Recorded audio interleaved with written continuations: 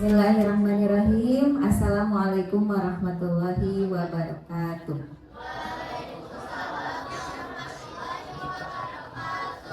Alhamdulillahirabbil alamin. Hadana li hadza wa ma kunna liyahtadiya laula an hadanallah.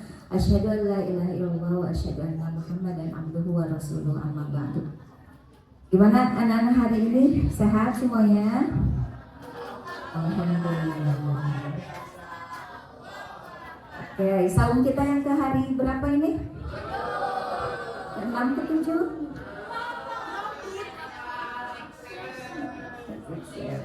Oke, baik anak-anak, hari ini Ibu akan mencoba menyampaikan materi 5 fase umat Islam, ya.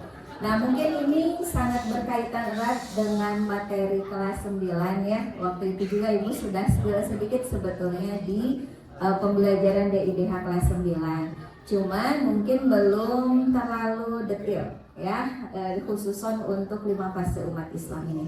Jadi Ibu mengambil materi ini dari ceramahnya atau kajiannya Ustadz Zulkifli Ali. Beliau adalah seorang ulama ya yang khusus mempelajari atau menelaah tentang dalil-dalil baik itu Al-Quran maupun hadis tentang hari akhir ya. Oke, baik anak-anak, menurut kalian umat Islam, kalian Ibu ini adalah umatnya Nabi siapa? Nabi Muhammad Sallallahu Alaihi. Nabi Muhammad merupakan Nabi yang terakhir. Berarti kita pun umat Islam yang ya. Baik, di para nabi sebelumnya sudah banyak ya. Khotamun nabinya adalah Nabi Muhammad SAW. Nah, Ibu ingin menyampaikan 5 fase umat Islam ya menuju hari akhir. Itu ada 5 fase ya. Yang pertama adalah fase nubuwah. Siapa nak? Nubuwah. Ya, fase kenabian. Ya, jadi pada waktu itu umat Islam langsung dipimpin oleh Nabi Muhammad Sallallahu Alaihi Wasallam. Ada yang tahu berapa lama fase nubuwah ini? Nabi Muhammad menjadi nabi dan rasul itu berapa lama menyampaikan? Berapa? Iya, kalau dibulatkan 23 tahun. Tepatnya adalah 22 tahun 2 bulan 22 hari. Tapi dibulatkan menjadi 23 tahun. Nah, 23 tahun itu terbagi kepada 2 periode kan? Ada yang di mana? Mekah, ada yang di Madinah. Ada yang tahu di Mekah berapa lama, di Madinah berapa lama? Berapa? Di Mekah 13, betul, 13 tahun, sedangkan di Madinah 10 tahun. Itu adalah fase pertama, yaitu fase apa tadi namanya? Nubuwah. Ya. Setelah Nabi Muhammad Sallallahu Alaihi Wasallam wafat, ya, kepemimpinan umat Islam masuk kepada fase kedua, dipimpin oleh para khulafaur rasyidin. Ada berapa khulafaur rasyidin? Ada berapa? Ada 4. Yang pertama adalah Abu Bakar As-Siddiq. Yang kedua siapa? Umar bin Khattab. Yang ketiga siapa? Utsman bin Affan. Yang keempat siapa? Ali bin Abi Thalib. Itulah para khulafaur rasyidin. Khulafaur rasyidin menjabat total tahunnya di fase kedua ini adalah total 30 tahun. Kalau tadi di fase pertama berapa tahun nak? 23 tahun. Fase kedua, fase khulafaur rasyidin berapa tahun? 30 tahun. Oke. Setelah kepemimpinan Ali bin Abi Thalib, ya, Ali itu terbunuh, Sayyidina Ali. Berakhir berarti kan di situ kepemimpinan beliau, maka kepemimpinan umat Islam beralih kepada kerajaan. Jadi bentuknya kerajaan. Masih dalam satu pimpinan, masih yang memimpin itu umat Islam, tapi bentuknya kerajaan. Di kelas 9 dipelajari ada Bani apa saja? Bani Umayyah, Bani Abbasiyah, Utsmaniyah, kemudian ada juga Turki Ottoman, nanti ada juga India Mughal dan lain sebagainya. Ya, itu fase yang ketiga. Ya, fase kerajaan atau dinasti. Fase ketiga ini anak-anakku, ini adalah fase yang paling lama. Ada yang tahu totalnya berapa dari Bani Umayyah sampai akhir? Enggak. Ya, 1227 tahun. Ya. Jadi di fase ketiga ini adalah fase yang paling panjang, 1227 tahun. Islam memimpin di dunia. Berapa banyak Bu dipimpinnya? 2/3 dunia dipimpin oleh umat Islam. Tapi belum 100 tahun. 100% maksudnya. Baru 2/3 dunia. Oke, clear fase 1, 2, 3? Oke, Selanjutnya pada tahun 1924 itu fase dinasti atau kerajaan berakhir. Ya. Kemudian masuk ke fase keempat. Kira-kira sekarang kita masuk ke fase berapa? Fase keempat. Di akhir masa ke fase keempat, kita berada di akhir fase keempat. Oke. Nah, di fase keempat ini anak-anakku, sayangnya dunia atau umat Islam tidak dipimpin oleh kepemimpinan Islam. Makanya disebut dengan istilah Mulkan Jabariyan. Apa itu Mulkan Jabariyan? Adalah masa-masa kediktatoran, di mana umat Islam jumlahnya banyak, tetapi kuat nggak, berpengaruh nggak di dunia?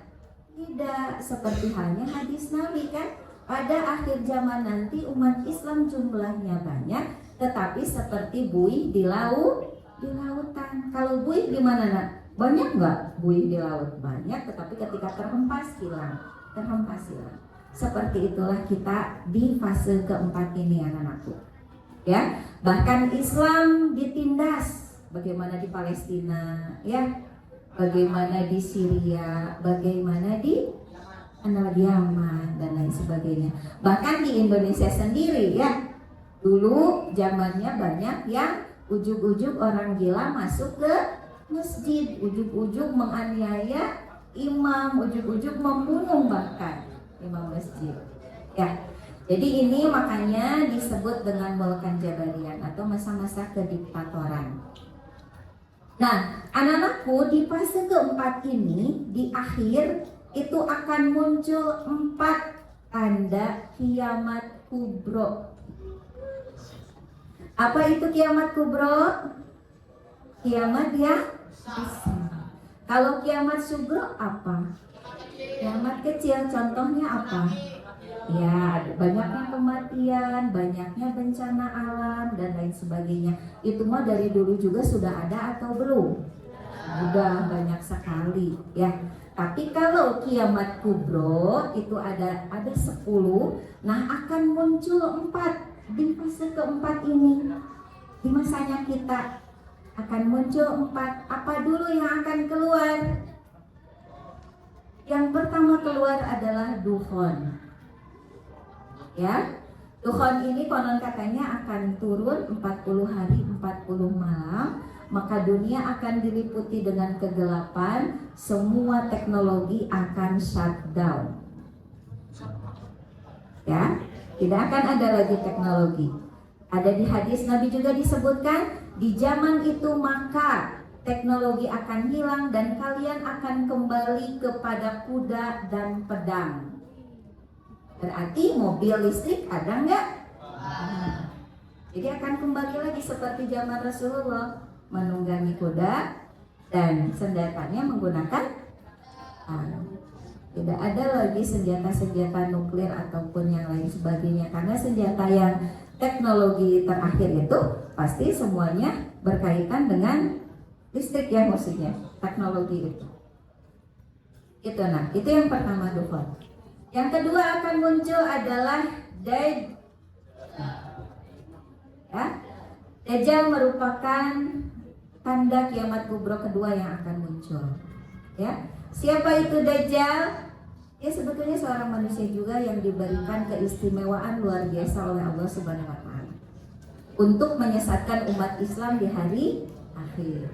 Siapa yang akan ikut maka akan menjadi pengikutnya Dajjal. Siapa yang kuat berarti tidak akan jadi pengikutnya Dajjal. Dajjal itu sihirnya sangat kuat.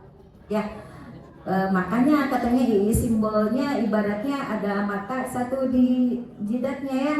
Kemudian perawakannya tidak terlalu tinggi maupun tidak terlalu pendek. Kemudian rambutnya ikal dan lain sebagainya. Itu ciri-cirinya banyak diriwayatkan di hadis-hadis anak-anakku. Selanjutnya itu baru berapa tanda kiamat kubro? Dua lagi ya.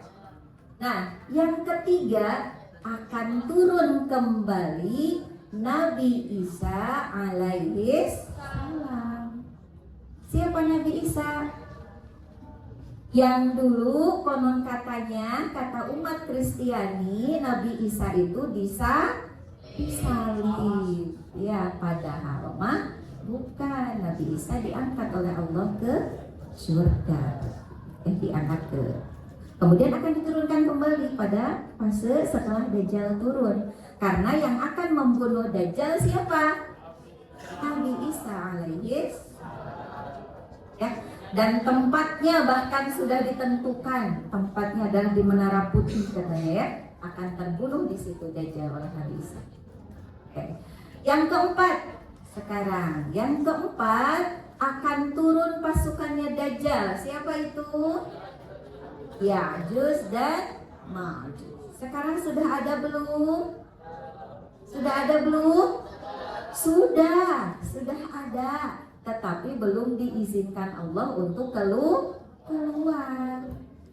Ada di suatu tempat yang Allah rahasiakan, yang mana zaman dulu ada ceritanya di Quran surat Al-Kahfi. Itu dibuatkan dinding besi yang sangat besar oleh siapa? Oleh Zulkarnain. Karena pada waktu itu masyarakat mengeluh bahwa si dua kaum ini, Ya'juj Ma'juj ini sering berbuat kerusakan, sering membunuh, sering membuat kerusakan. Maka tidak nyaman masyarakat, ngadulah ke Zulkarnain. Ya Zulkarnain, tolong buatkan pembatas antara kami dengan mereka.